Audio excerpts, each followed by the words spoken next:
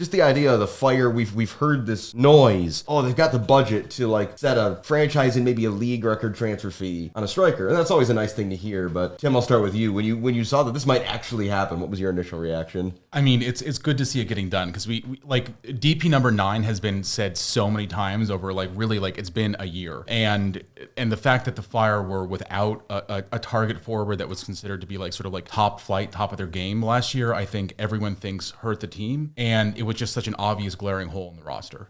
Yeah, it's been a problem. The Fire do have 3 other strikers on the roster: Kasper Shabilko, newly acquired Tom Barlow via trade this offseason, and of course Greek youth international Georgios Koutsias, who is still around as well. But Cuypers would immediately go to the top of the depth chart. Joe, this is a guy who won the Belgian Golden Boot last year. And we're talking about a guy in his prime years, 26 years old. This is the sort of guy that normally, if you score that kind of goal scoring season in the Belgian league, you're playing for a mid-upper Bundesliga or Ligue 1 in France team the next year. This is, if the Fire finish this off, this is a coup, or at least it feels like one. He does everything the Fire need, and that's why he's such a good signing. I was watching through his goal tape from last season, and every one of his goals were opportunistic. They were very much in front of the net, set up by someone else, but he always is one of these strikers who actually finishes with his head up, which don't really know much about here in Chicago on the men's side.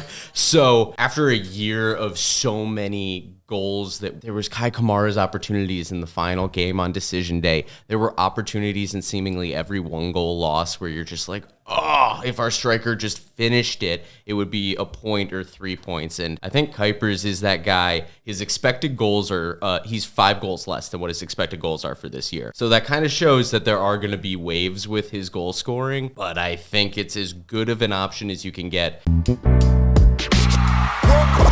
We all silly like the mayor.